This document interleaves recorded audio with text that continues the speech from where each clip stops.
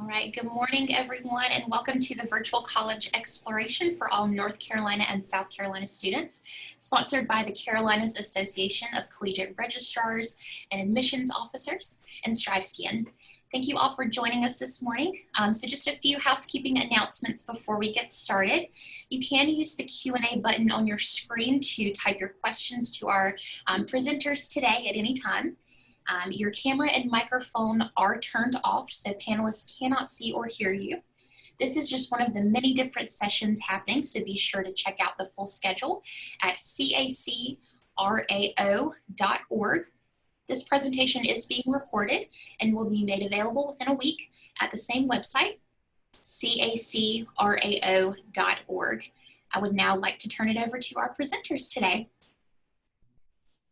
Thank you so much. So I'm actually going to let my colleague share the presentation here. So thank you so much for joining us here in Going to College, Si Se Puede. We are super excited to be here with you guys, and we hope you're just as excited. What we will cover during this session is our individualized pathways to higher education. So you kind of have examples. We can share what we did. The admission process and preparation process, paying for college, and maximizing your college experience. So all of these things hopefully will help you as you are, in your college search process. And we do have a Q&A, so if you have any questions, feel free to put those in the Q&A section. And at the end of our presentation, we will answer those questions for you. So just take advantage of that. My name is Shayla Diaz. I work for Lenoir-Rhyne University, and it is a private institution. Our school is about 1,500 students big. We're really big with undergraduate, graduate degrees as well. And my story, what I'd like for all of the speakers today to just be prompted is, how did we get to where we are today? So you see us here, we're educators, we're professionals, and we all want to share a little bit of that. So to begin with, I'll share mine. School was always really important. I am Mexican. I was born in Mexico, and my parents decided to come into the US when I was 5 months old.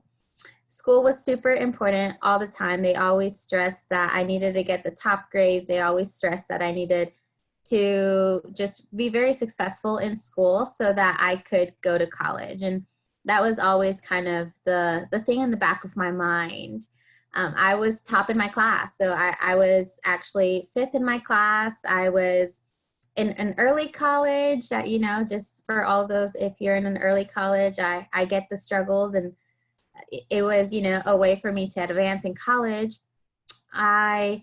I was very active in school. I was involved in different things. I was a college tutor for college students while I was in high school. So I was just, really taking hold of the fact that school was super important. But at the end of the day, that didn't really matter because I was undocumented. So when the reality really hit me that all these schools were accepting me, but there was no way I could go because I was undocumented and I didn't qualify for federal aid, I just gave up on school. So I decided, you know what, it didn't matter. All of my hard work didn't matter, and I'll just go to work.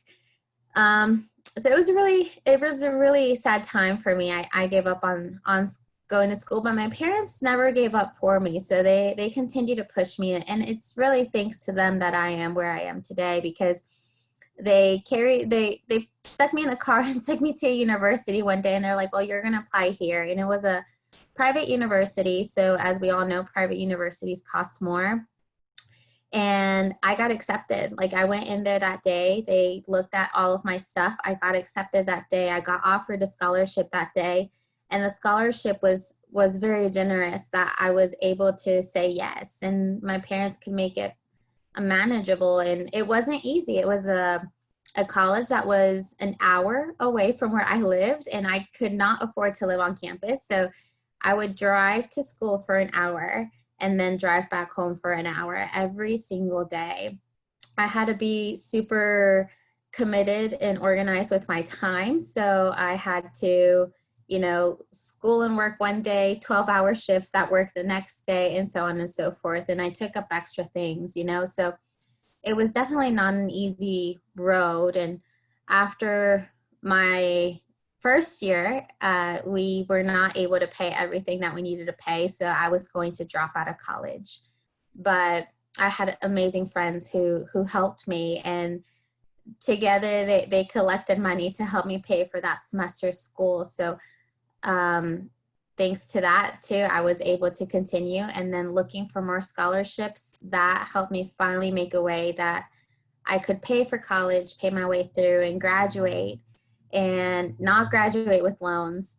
And thankfully now that that's, you know, past, I can say that I am, you know, about to graduate grad school. I'm a professional, I'm in this career. So that's a little bit of how I got here. And now that you've heard a little bit about me, I would like to turn it over to my colleague Juanes, so you can hear a little bit from him as well.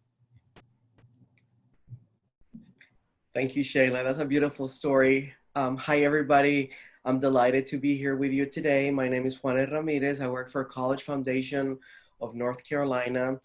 A little bit about my story. I actually came from Colombia as an immigrant when I was about 12 years old. I was making all the preparations to go to college. Very much like Shayla, my family, that was an expectation. You're going to go to college. And so we were making all the plans to do that. Then we come to the United States, like many of you, when you're, you know, my age. And then everything changes because you have a new language, a new way of doing things. And then parents sometimes not understanding how things work can make it a little bit even more complicated. So I went to high school here, and then I started little by little to get familiar with the system. I had a question that I saw in my school that students that were my friends, brown students, were not going to college. And so that became my life mission. My life mission became to really understand why my friends did not go to college. And so I went through all the different channels of education.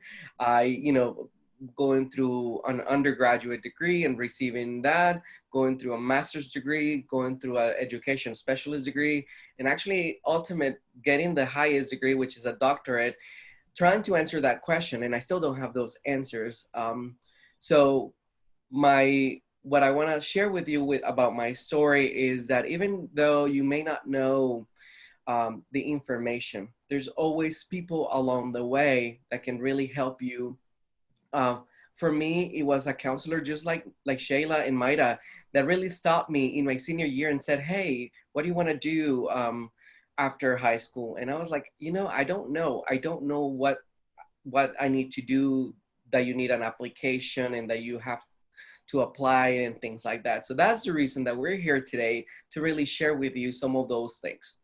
What did I learn throughout my story is that I still don't have the answer of many things that happen in my life, but I do have a series of tools that go with me everywhere I go. So any space that I occupy, I do share my story. I do share my story because I think that story made me stronger. And so my lesson for you today is your story is so powerful, and use it any space that you can. I think that's a good stopping point for me, and allow my colleague Mayra just to share a little bit about her. Hi, everyone. Well, my name is Maya Robles. I work at UNCW as a first-year admissions counselor. I basically, when you ask myself, when you ask, how did I get here where I am right now? That's a question I always ask anyone that comes my way, right? Someone who is, in the position higher than I am, I'm always eager to know, how did they get there? But for me, I literally, I've always been kind of a studious, person in school. When I was in high school, I always got myself involved because mentors and advisors and teachers will tell me, do this, right? And sometimes, you know, when someone tells you to do something or they want to advise you, you don't really know how that's really going to impact you later. But I was just like, okay, the heck of it. I'll just do it and see what it gets me. So one day when, I was my sophomore year in high school, I had one of my high school counselors reach out to me and told me, hey, you need to apply for this mentoring program at UNCW que se llama Mi Casa. And I was like, okay, I'll do it. I didn't really know what it really was at the moment. I just know that it was something that was going to make me, probably look good for the college applications. But little did I know that I was going to gain lifelong mentors when I participated in the program, right? You ask yourself, what are mentors? Mentors are people who really guide you, not necessarily tell you what to do this, do that, but they try to really challenge you so you can become a better version of yourself. And that's what this program really did to me. I came into the program really wanting to be a teacher. I literally, since I was in kindergarten, I had line up my stuffed animals and I would just teach them the ABCs, the mathematics. It's kind of funny in my opinion, but I've always knew that I wanted to help out the community some way, somehow. And I thought teaching was the right path.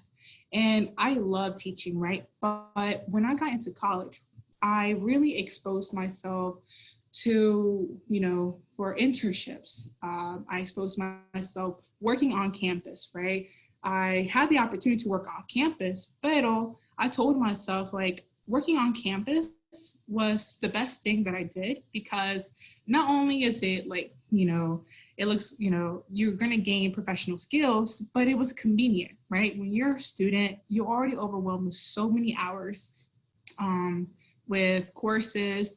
But if you have an on-campus job, right, in between 2 hours, you have a class, you'll just go to that job and do some work. So for my instance, I literally just took advice from people who've already experienced life and tried to implement, even though I didn't understand it at the moment.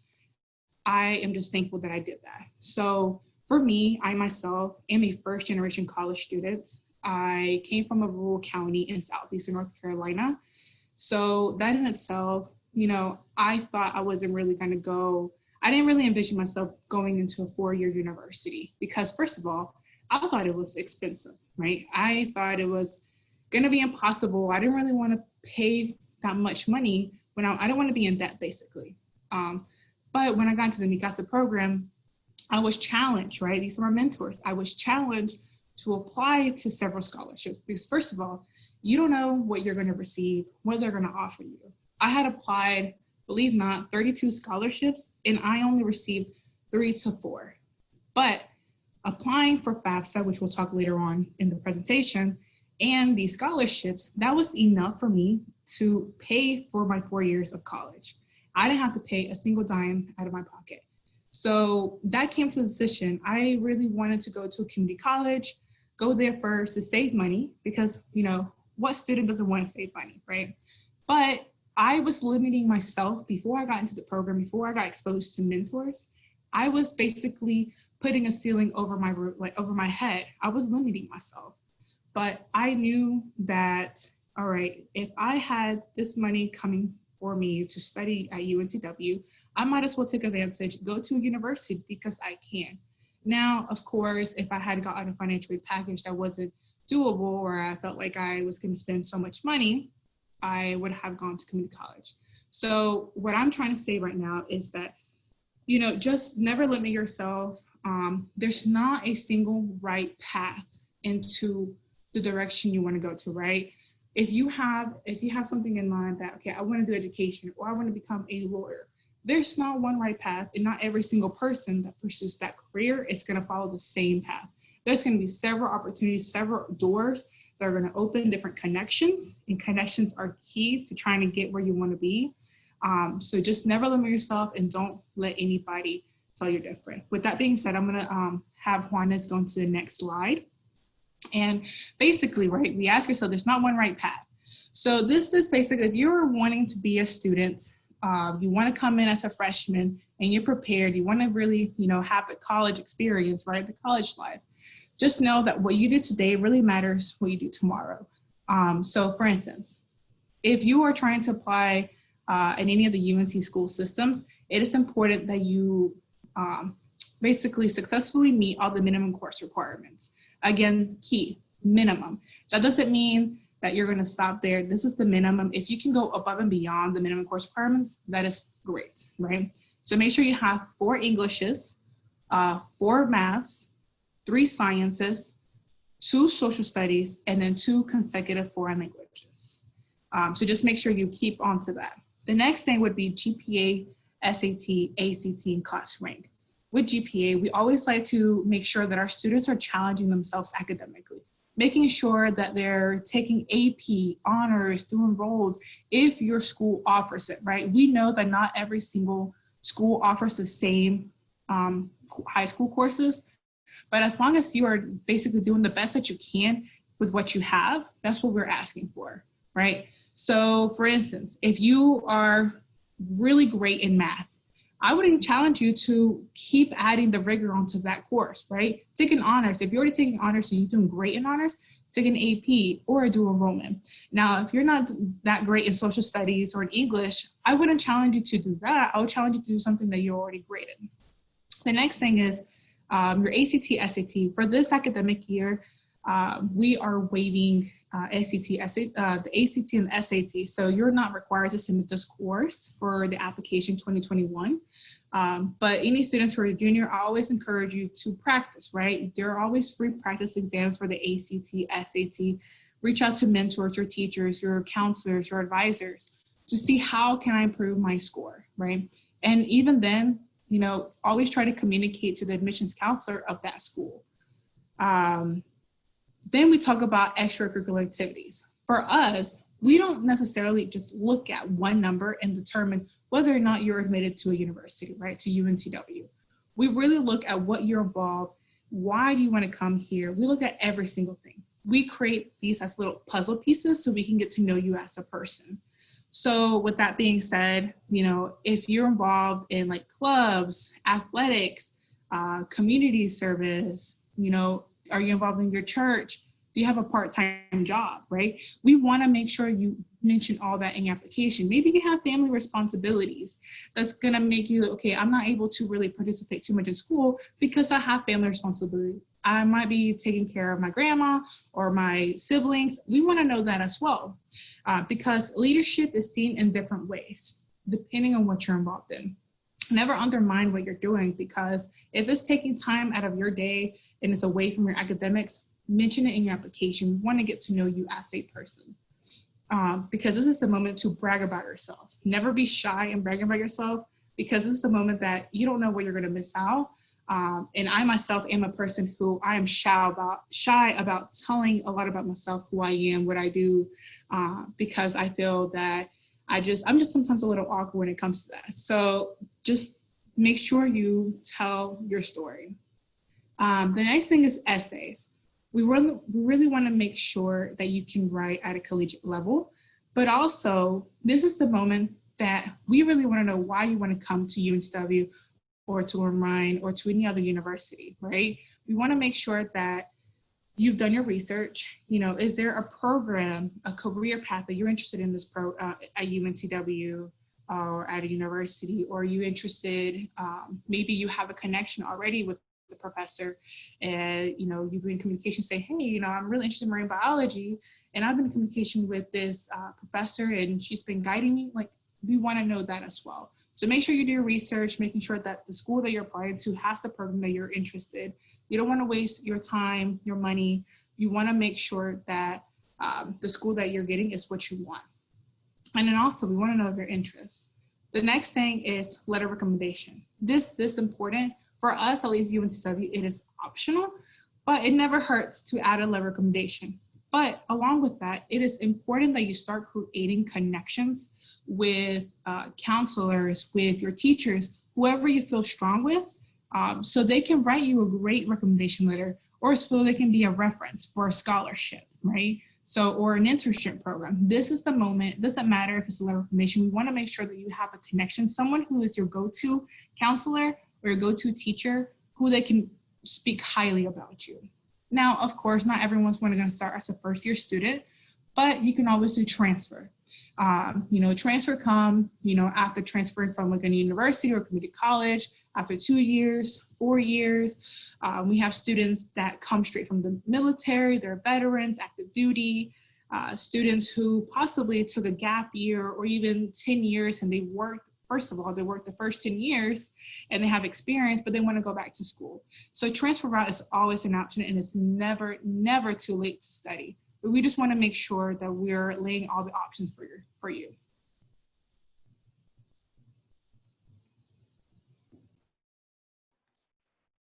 Okay, thank you. An important part of that big puzzle that Maida was talking about is really how do we pay for college? And again, there's really not one single strategy, but it's a combination of multiple strategies that we can do in order to make college affordable for all of us, regardless in what stage we are, or whether we were in a situation like Shayla, that she did not have the opportunity to apply for some financial aid. It's still possible, so sí se puede. So today we're gonna talk about 3 things. I'm going to talk to you about FAFSA, family contribution, and then scholarships. So the FAFSA is really a free application for federal student aid. I do recommend that if you are eligible to apply for FAFSA, that you do. Because this is really how we start the process of financial aid in many, many institutions. This application starts October 1st. So we have a few more days when we're gonna start working through FAFSA, and you're gonna be hearing in your schools, and you're gonna be hearing your counselors talk about FAFSA, Residency Determination Service, and then applying for schools. There's 2 recommended ways to apply, through FAFSA.gov or studentaid.gov. They also have an app that you can also complete your FAFSA.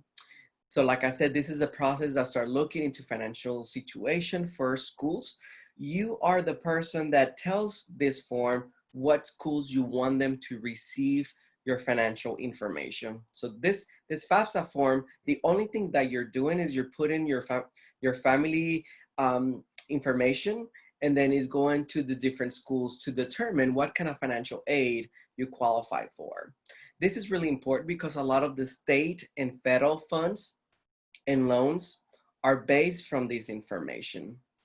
And like I mentioned, not all students qualify to complete this form. You have to be a US citizen, resident, or other eligible immigrant status. Students that are undocumented are not eligible to comply with this form. And also students that are DACA are not able to complete this form. So this is just one strategy to pay for college. Let's look at other family contribution. Family contribution is really important because this really gets the conversation started with your family, with your parents about your college plans. And I don't know if you guys have had those conversations with your family yet, but this is a good conversation to have. I'm thinking about going to college. Do we have a plan, right? There are different plans that people do. For example, a college saving fund, people open savings account. And then there's other options that are contributing to higher education aspirations. So we have to think about all those non-monetary ways that your families are also contributing to higher education. So for example, for me, I was one of those students that had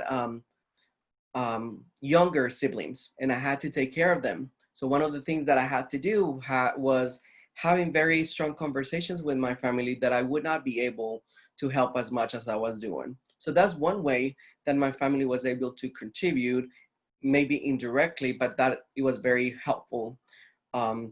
The next thing is really scholarships, and scholarships becomes a really important piece of the puzzle. We recommend that you start as early as possible and apply as many as possible. As Maida mentioned, she sent over 30 applications and she got 4. And we have heard stories of people applying to even more and receiving even less. So you will get many yeses, but you will also get many no's. So you have to prepare yourself for that. And it is not about you that you did something wrong. It's just you might be competing with other people with different qualities. So we recommend that you check the requirements to make sure that you meet the requirements, what they're looking for, that you also do a little bit of preparation, check their website, what is their mission about. That way you can really put a compelling story about how you match the description or the mission that this scholarship has. So because each funder has its own requirements, therefore it's really difficult to have one-stop shop for all scholarships. We have tried, but they are always changing. So one way that you can do that is, as you start finding scholarships, organize that information. Make sure you can do it in different ways. My preferred way is a Google Drive document. That way I can see it at home, I can see it in my office, I can see it in my work computer, I can share with people. And you start organizing the information there. Put what requirements they have, deadlines, and anything special that you need to do for that. Do I need a recommendation letter? Or do I need an application? Or do I need to send my transcript? So those are things that you can start doing now. There are different types of scholarships. Some of them are based on merit. Some of them are based on financial need. And then some of them are based on other characteristics. You will find all kinds of scholarships. I think I came recently across Dr. Pepper one. So it's for people that love Dr. Pepper. So if that's you, then there you go. You should definitely apply for it. But you will find different scholarships. There are scholarships because you are Latino or Latina or Latinx. So, I hope that you do take the time to do some research. And that's usually what takes the longest. Start local and then extend your outreach as you go. So, what's the easiest thing to do? Look in your backyard. What do I have available in my backyard? Do I have a church that's giving scholarships? How about my parents' place of employment? Are they offering scholarships for their children? Or is there any local organization that you know about that are offering scholarships? So start local, because usually those are less competitive. You're competing only with the people from that region, or from that, could be that county or that region, and then extend your outreach to the state, and then for those national scholarships as well.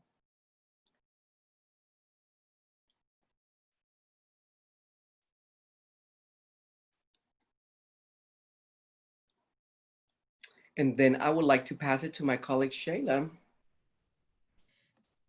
Thanks, Juanes. So maximize your college experience, guys. And you'll see here that we've wrote, make them know your name. And just one of the biggest things that will help you as you are in college. Once you're there and you've made it into your college of choice, wherever you've ended up, make them know your name. And this means get involved on campus as much as you can. Now, everybody's situation is different. Mine, for example, I had to, like I said, I had to work and I had to, to help pay for my school because I wasn't able to get loans. Scholarships didn't cover everything and I had to work. But even then I had to find time to get involved on campus, and I was as much as I could. And this meant that I had to be really organized with my time. So if you're already really organized with your time, great. If not, start time managing. Figure out how you can organize your time. And that allowed me to do a lot of things on campus, whether it was getting involved with my psychology club. I was a psychology major. I love theater, so I would participate in plays and go to those practices and rehearsals, and even then still manage to keep my full-time job and be a full-time student. So it was tough, but it was doable. It doesn't mean you have to take the same road, but it is possible. Take advantage of the student resources that are offered. For me, since I wasn't living on campus, the library was my home. I loved the library. It was quiet. My friends and I would hang out in the library to do homework all the time, since that was like our number one priority. I also really was involved with the multicultural office, and the multicultural office many times connected me to scholarships, as Mayra and Juanes have mentioned, like how important scholarships are. I was able to, get the scholarship from the institution, but also get outside scholarships that helped at the end, help me pay for the rest of my, my 4-year degree, which was really helpful. So it's not just you research for colleges now and forget about it later, like continue researching for scholarships while you're in school, in college. Build good relationships with your professors. And this is really where it comes in, like make them know your name. Guys, you will not, help them know your name if you're sitting in the back of class, if you rarely ask any questions. So you want to sit in the front. You want to ask all the questions. It doesn't matter if you come off as like the needy student or whatever. You want to always answer questions, participate in your courses. I can't stress how important this is with your professors and with just staff around the campus. Because I always made sure that they knew my name, my professors helped me with so many different opportunities that at the end gave me leadership skills that I could use on my resume. I graduated from my university about 6 years ago now, and just not too long ago, one of my professors gave me a call, and she caught me up with where she was, and she asked me what my plans were. I let her know I want to eventually go get my PhD, and because she loved me so much as a student, and I loved her very dearly too, and she knew my name, she's already got me connected with people in Georgetown to look into PhD opportunities. So your professors are extremely important, because if they know your name and they know your story, they're going to be there to help. So make yourself known, and build good relationships or good friendships, sorry. So, and this is extremely important because you're going to college. You're there to study, but you're also there to socialize, to make new friends. And a lot of times these are where you're making some of your best memories. So make sure that you build those good friends. My friends, like I said, they were always with me in the library. We were nerdy. I've always been kind of nerdy. That's part of my story, but we were always there for each other. If one couldn't pay for lunch today, then I'd cover that. If I couldn't pay for lunch tomorrow, they'd cover that. I remember they would bring me snacks to classes. If I needed to study for an exam, even if they did not have the class, they would study like with me, or they would let me teach them so that I could study in that form. One time, so money was always super tight for me. I had only $20, and those $20 were to get me home because my car had no gas. So I lost the $20. I do not know where they went. And while I was in class, I texted my friends and I was like, I need to find my $20 because I don't know how I'm going to get home. And they went all the way. They came to class, picked up my keys, went to my car, looked for it everywhere. And they finally were like, I think we found them. Like, they're in your car. And when I went to check in my car, sure enough, they were in the cup holder in my car. But the thing is that the $20 I lost was 2 5s and 1 10.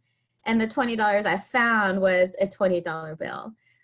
So I very much knew that was them that had put $20 in there, and I was able to get home. But find good friendships like that, the types that are walking with you in your college process, not the ones that are, pushing you away from your academics, but pushing you towards.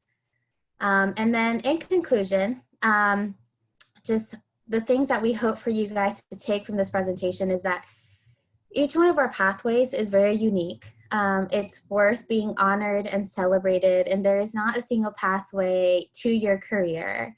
But you can control what you do now, so what you're doing now is very important. What you do today matters tomorrow. Definitely make sure that you're taking advantage, that you're using up all these tips to get yourself into a great place. FAFSA, what Juanes covered, the series of strategies to pay for college, look at all of them. Scholarships, like outside scholarships, we cannot emphasize enough. Like, yes, it's difficult. Yes, it's overwhelming, but guys, take it as if it was, your part-time job, that you're looking at these scholarships, taking that time. And that last bullet point, step outside of your comfort zone, make yourself seen. Like I said, Let them know your name. One of my favorite quotes is, it says that we were not made for comfort, we were made for greatness.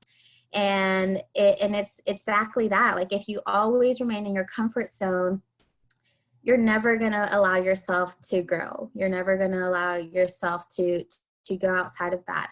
You're going to really limit yourself. So just remember that you were not made for comfort. You were made for greatness. And just, you know, as Juana said at the beginning, own your story. Our stories are so beautiful with all their messes and their flips and turns. They're extremely beautiful. Even though, you know, I reflect on my own, even though it was really hard, there was a lot of obstacles, a lot of falls. It was extremely beautiful, and something that I can share now, you know, with anyone. Because I've shared my story, you know, with professors. That's why, like, they were there for me. And it's just become, you know, a really great addition to my profession. So don't be embarrassed of even like the most embarrassing parts of your story. You know, one of the things is that, like, I couldn't have a cell phone while I was in college because I had to pay for tuition. So I only used a cell phone when there was Wi-Fi. I had a car that yelled or screeched so much. I used to say it always sang the song of its people, you know, and now those two things have become such a beautiful part of the story and something I laugh about so much. And that helped me grow in humility. But yeah, own your stories, guys. So now I do see that we might have a question in the Q&A. So just, if you guys have questions, feel free to send them now. We do have some minutes that we made sure to leave so that we can answer all of the questions that you have, or at least most of them. You'll see on this slide, and the slide will remain right here. You have my contact information, you have Juanes's, and you have Myra's. I mean, Myra has spoken, you know, how they do things at Wilmington, and it's very similar at Lenoir-Rhyne, though we are a private institution. I think one thing for you guys to take is that don't write off private institutions, because we do offer a lot of scholarship too. So make sure that you're looking at both private and public schools. But I'll let Myra take over and guide us in our Q&A. Yeah, so feel free to ask questions, and then we'll just answer them live. One of the questions here says, is the Mi Casa mentoring program only for North Carolina students? Do you know if South Carolina high school students have some type of program such as Mi Casa they can participate in? So with Mi Casa, I'll answer that one. Mi Casa and like Juntos programs are basically established by universities to really help their local community.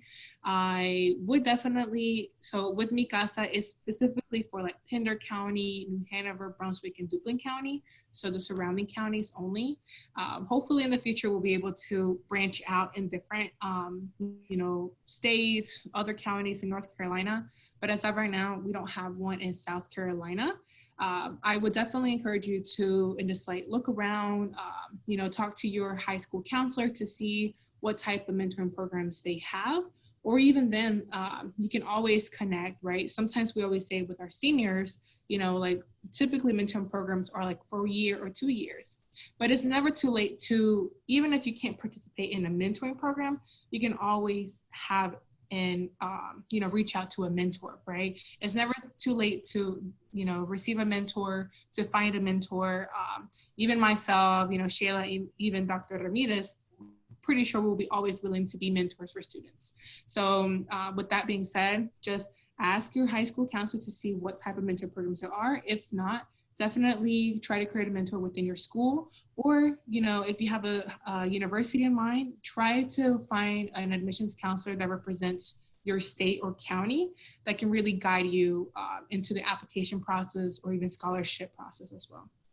And I was gonna add, think about also those unofficial mentoring people. Yeah.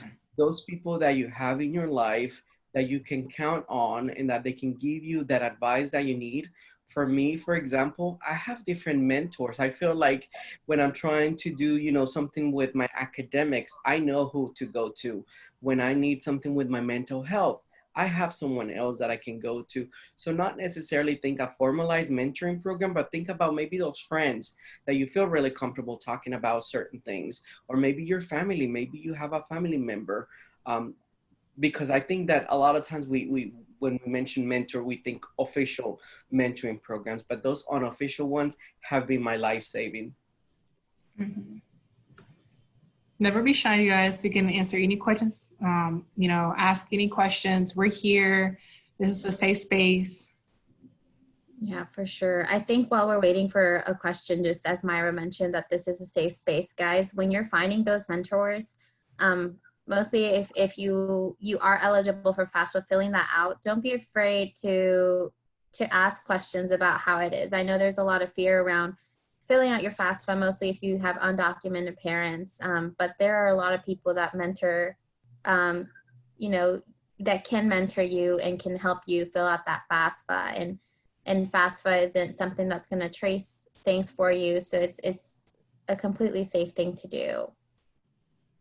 I think also while we're waiting, if you guys do have questions, we have about 3 more minutes, I would say, for questions. But as we're waiting for that, I don't know, Myra or Juanes, what is something that you guys would have liked to know, when you were looking into colleges? I can start, and I can say the financial piece for me was a big one because I didn't have as much time to prepare as other students. So I wish I would have known early about scholarships and how important they became part of that paying for college. I ended up taking school loans. So I do have a sufficient amount of school loans. I was telling Shayla and Maida that I actually pay more for school loans that I pay for my mortgage for my home. And that's the story that I have to own. But I would like for you not to have to do that. I would like for you to find scholarships, but it's very time consuming, and it does take preparation. So if you can do anything now, start looking at some scholarships. CFNC.org, we do have a scholarship search for those students that they don't even know where to start. So I would recommend that you go to CFNC.org and take a look at the scholarship search. We do have quite a few in there. Yeah, as for me, I would definitely say that, trying to find that career, I've always been focused on, making sure I'm on the right track, making sure I'm not wasting any time. I want to graduate in 4 years. I really stressed myself out on that. I even took classes in the summer, so I'll make sure that I graduate in 4 years. Ask me right now why did I wanted to graduate within 4 years? Because I didn't want to spend too much time in school, but regardless, I still did because I took summer classes, right?